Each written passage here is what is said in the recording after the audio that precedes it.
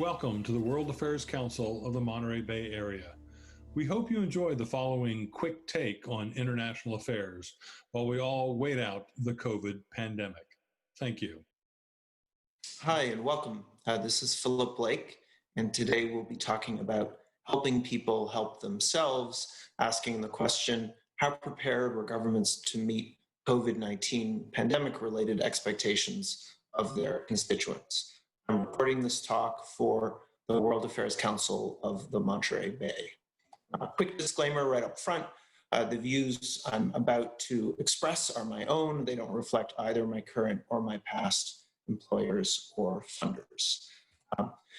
Quick bottom line up front, and then I'll give you an agenda and talk a little bit about my own background before we dive into the substance of this. Research that I was previously involved in that explored how prepared, or in many respects unprepared, we were for large-scale bioterrorism seems to shed a lot of light or be very applicable to the current COVID-19 pandemic situation that we find ourselves in. And so that was the motivation for this talk today, is to reflect on that. In particular, federal, state, and local governmental authorities seem in various ways to have failed to meet fundamental expectations of their citizens as regards the COVID-19 pandemic. And action now is warranted both to better respond to COVID-19, which sadly will be with us for the foreseeable future, and also future public health challenges like it and otherwise. So quick agenda, I'll tell you a little bit about my own background. I'll talk about the study that I'm using to reflect on our COVID situation, the study on bioterrorism threats. I'll talk about in that study the 6 fundamental citizen expectations that we identified around government response to bioterrorism and the way in which they map onto the COVID situation. I'll talk a little bit more briefly about 5 policy proposals that we had in the context of that study, and then I'll offer some short closing reflections. So really briefly, who am I?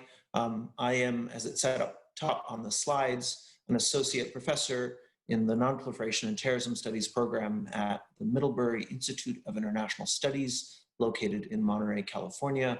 I'm also a fellow at our James Martin Center for Nonproliferation Studies, a research center. I am a chemical, biological, radiological, and nuclear weapons policy generalist. I work at the intersection of academia, think tanks, or non-governmental research organizations, and government. I spent a stint in 2012-13 in the Obama administration, where I was a senior advisor to the Assistant Secretary of Defense for nuclear, chemical, and biological defense programs. And if you're interested in more information about my background, I've included a link here to my faculty site, which has both a professional bio and some publications, including the one that I'll be discussing today. So in almost a decade ago now, published in 2007, I was a co-author of a study led by Richard Danzig, former Secretary of the Navy and a kind of leading defense and national security policy intellectual, that explored the expectations that citizens would have of government, the things that government would do for them in the aftermath of a bioterrorism attack, and explored how prepared we were or were not to meet those expectations. And the gist is of that study was that the way in which we responded to a bioterrorism attack would go a long way toward either mitigating or amplifying, in other words, making worse the consequences of an attack. The government could do a lot to help citizens help themselves. There obviously are things government can do directly for citizens, but that there was a lot that government could do to better enable them to help themselves. And that in many respects, at that time, and in a lot of respects, this continues through the present, government, we thought, was and is still unable to meet a lot of those fundamental citizen expectations. And that there were some concrete steps that governments at various levels could take to better be prepared to meet those expectations.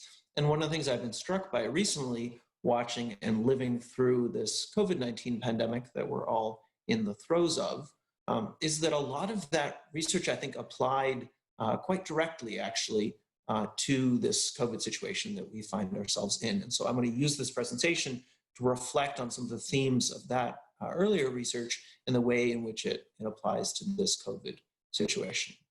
So we identified 6 expectations that we thought citizens would have of government in the aftermath of a large-scale bioterrorism attack. And I'm not going to read every word here. I will read for you the bolded text, and if you're interested, you can look at the rest of it. So the first expectation that we identified was instruct and equip me to protect myself as much as possible immediately and in the event of future attacks. So this is information about masks, for example. And one of the things that was really striking, and you'll see this in the text, was that we noticed that lay guidance on masks, the information that would be provided to people about the efficacy of masks and how to think about them, didn't seem to us to be very robust. And I think actually in the COVID-19 context, this played out very directly. So I think our expectations were met here. I think in a lot of ways, our governments, and I don't just mean the federal government, though it was a really important actor in this context, but I think the federal government, state governments, and local government officials all across that spectrum, did not do a good job of instructing and equipping, so telling people how, and also providing people with the materials that they needed to be able to prepare themselves. You might recall that initial mask shortage that we had in the United States as COVID spread through the country, and the kind of contradictory and conflicting guidance that we received from governmental authorities about whether people should or shouldn't wear masks. And actually there's a sort of a legacy of that still, this sort of controversy around masking and this sort of mixed message, right? These videos you see, for example, of Dr. Fauci early on telling people not to wear masks when that, for sound reasons, obviously, and there's a lot of nuance there. And then later that guidance shifting. But in a lot of ways, we've kind of been learning on the job. There's been a kind of, and very active and in many respects commendable public health effort to try to work through, thinking through the implications, but things that we might have thought through and worked through earlier so that we were prepared to give good guidance and to enable our citizens to better protect themselves. The second expectation that we identified is tell me whether I or those I love have been infected by this attack. And this one too, I think, maps really directly to the COVID situation. And one of the kind of fundamental shortcomings of our response is our really poor job in the United States of being on the ball in terms of testing, having large-scale testing available and associated with that testing, contact tracing, so that we could identify people who had been exposed, so that we could identify people who they potentially might have exposed, and also so that we could understand the broader prevalence of the virus in our society. And for that reason, both viral RNA testing and testing for antibodies to see who had previously been exposed play a really important role here. And I think in a lot of ways in the United States, we dropped the ball, and actually that's central to the situation we find ourselves in now, where we lead the world both in cases and in deaths. The third expectation that we identified is if I cannot be reasonably assured that I was not infected, operate a system that will fairly, safely, and expeditiously provide me and also others at risk with whatever drugs or vaccines will protect us. So here I think the report card is mixed. So I think in a lot of ways, the healthcare system has functioned well. And obviously this is also a situation that we're very much still living, and that question of how effectively we will disseminate a vaccine if and when it becomes available, hopefully when it becomes available, is central. And I think there's some reasons for both pessimism and optimism there. I think I guess I'm guardedly pessimistic at this point about how effectively we will make that vaccine when it hopefully becomes available. We'll make that accessible to our population. And there are obviously some other nuances here in terms of people's willingness to take that vaccine. Lots of lots of nuances here. But I think here the COVID-19 report card is quite mixed. And in some respects, it's mixed in all of these, but maybe particularly so in this one. Provide healthcare to those who require it. Here too, obviously, in all of these, there's a mixed report card, but I think my sense is in the US, we've managed to surge our healthcare system, and there have been places, in particular, New York, early on in the pandemic, where we have bumped up against the limits of our healthcare capabilities. And certainly there are some nightmare stories that played out in that context. But we've more been sort of bumping up, I think, against that red line or against that threshold than we have been exceeding it. That we very much have the potential still to exceed that threshold. There's more surge capability, obviously, in place now. For example, a lot of hospitals have constructed tents or in hard-hit areas or areas that may be hard-hit have constructed tents or other overflow capabilities to be able to provide care. And there's obviously been, in various ways, a surging of healthcare capability. So I think here probably the report card is more positive, but also it remains to be seen how well we manage what ultimately becomes the peak of the COVID-19 crisis. Because unfortunately, I think in the United States, and in particular in certain really hard-hit states, we're not at it or even necessarily close to it. The fifth expectation was prevent more attacks of this kind so that I can be assured that the worst is over. Obviously, that is more directly applicable to a bioterrorism event. And one of the core challenges of a bioterrorism event is this problem of reload, that an attacker who can attack once can likely attack again. And COVID-19 is different in a lot of respects, but it is an ongoing pandemic.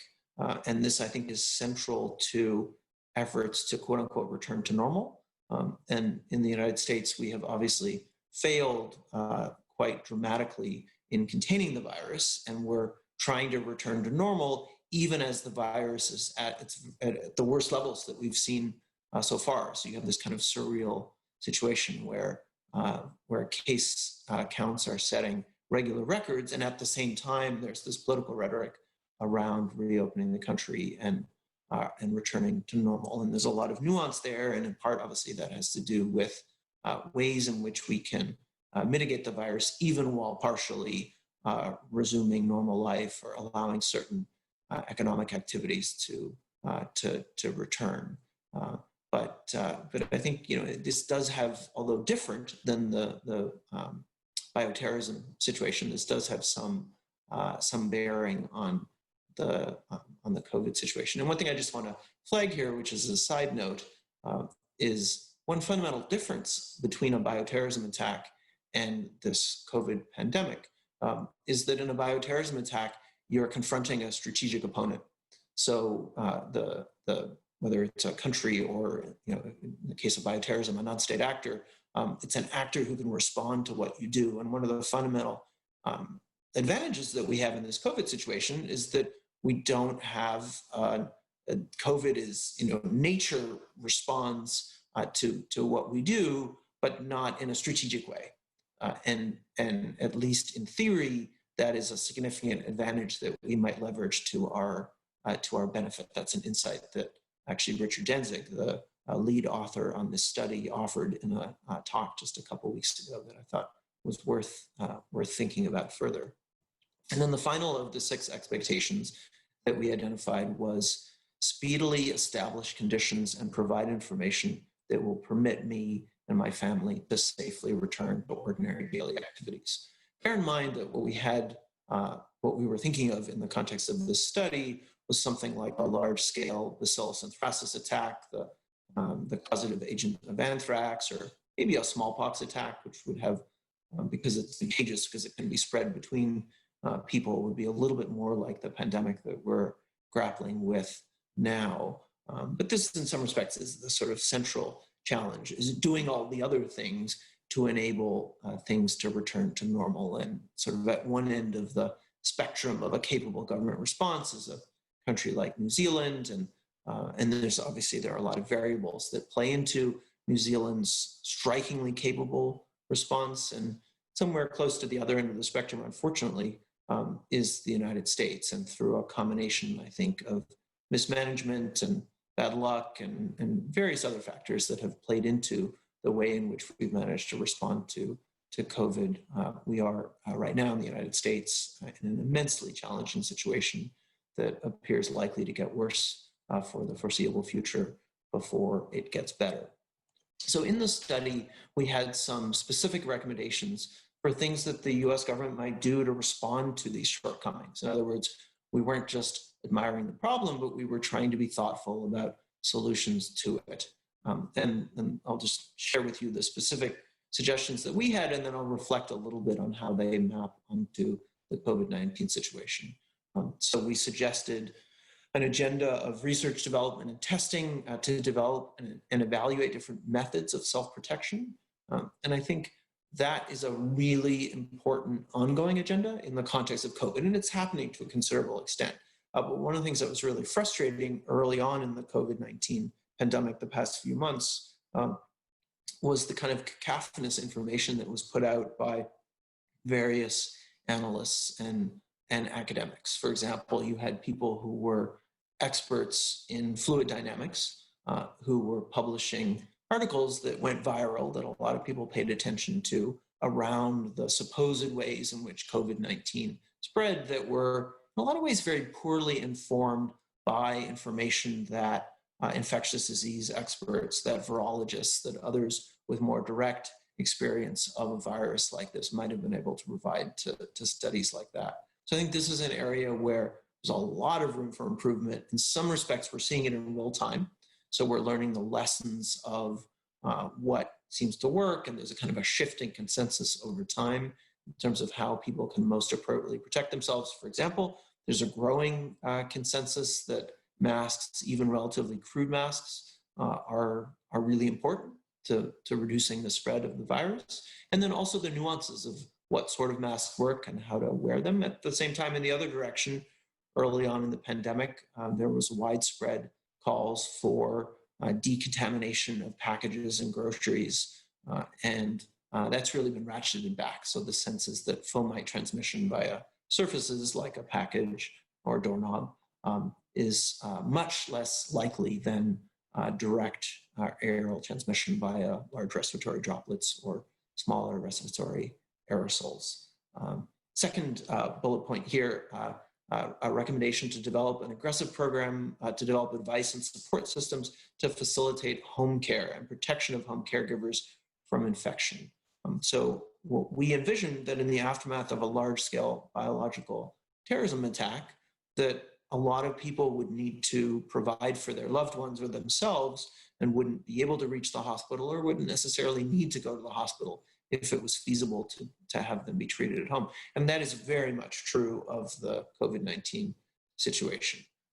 And I think there has been some information for caregivers, for example, about how to take care of someone at home. And I think that the quality of that information has been mixed. And this too is an area where government could have done a better job and can still do a better job of providing information to people about how best to, for example, minimize the likelihood that a caregiver becomes infected as they provide care to one of their loved ones who's sick with this particular virus. Third bullet point, determine ways to supply individuals with the medical goods and basic supplies of daily life that they'll need for self-care at home or ongoing sequestration in the case of a contagious disease. This is somewhat less relevant to COVID-19. So there aren't a lot of particular medical supplies that are needed to care for someone in a home environment. And once their condition worsens so that they do need more supplies to provide effective care, that's when they would transition to a hospital. And although we have shelter in place, we don't have a more dramatic version of sequestration at home where people would need to find ways to meet their basic needs at home without venturing out. So I think this is somewhat less relevant, but still worth thinking about in the context of the advice and our ability to support people to shelter at home.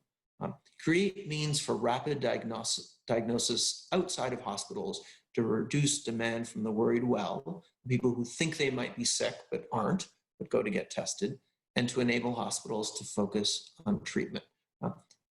As I mentioned before, I think testing has been fundamental to the challenge that we've faced with COVID-19. Our challenges with ramping up testing and the logistics associated with that, with providing the material like the swabs that were crucial to be able to do the tests. There's a kind of a host of nuances here where we really struggled.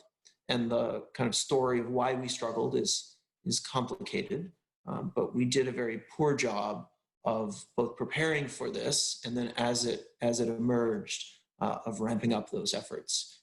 And even as there were shortcomings of addressing those in a rapid way. And frankly, we're still doing a pretty poor job. And if we're hoping, for example, to reopen schools in the fall, what we really need is to get the virus under control more generally. And what's central to that is widespread testing.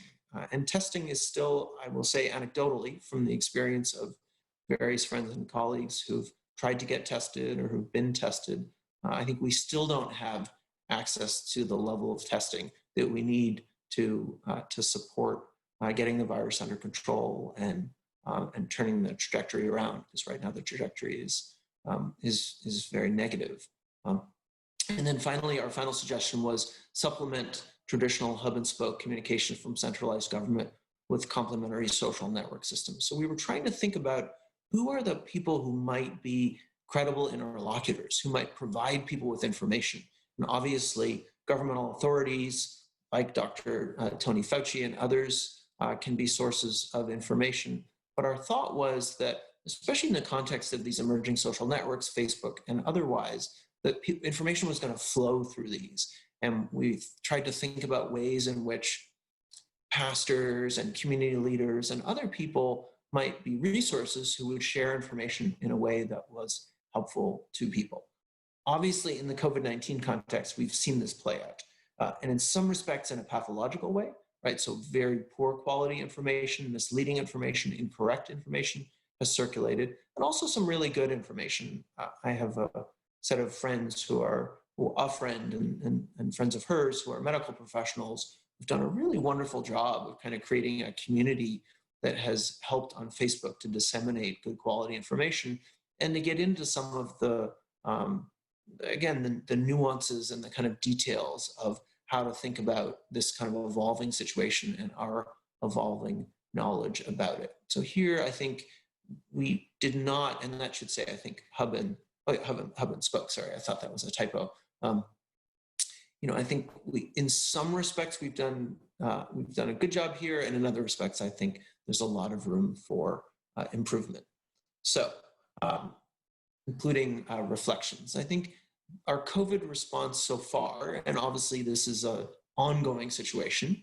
Hopefully at some point there will be by definition an end in sight, but it's not clear at this point how long that will play out. And sadly, I think it will play out a lot longer than a lot of us had hoped and some had anticipated.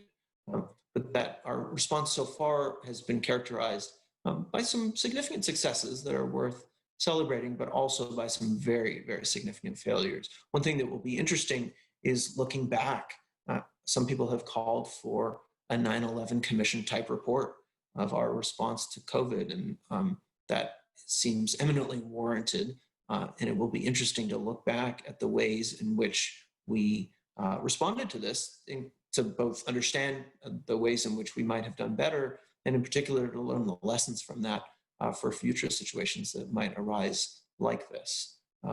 Obviously, particular individuals and institutions bear a lot of responsibility. There are particular actors, without naming names, who I think really have let us down and who bear some outsized responsibility for the situation that we find ourselves in now. But at the same time, I think it's important to acknowledge that responsibility for the failures goes beyond those particular actors and institutions. And there's some kind of broader societal failures that are troubling. And hopefully we are able to engage with those, identify those, and be thoughtful about them, and try to use this as an opportunity to address some of those. The long-term consequences of this pandemic will depend substantially on how constructively we respond to those failures and learn from them. And this is intertwined with broader national problems in the United States. We're obviously confronting some really significant challenges, but more broadly and specifically as it's focused on this pandemic, hopefully we will have an opportunity to engage with constructively with some of the challenges that we're currently facing, and to move forward in a productive way. There's no shortage of reasons to be pessimistic here, including about the near-term prognosis with regard to COVID-19.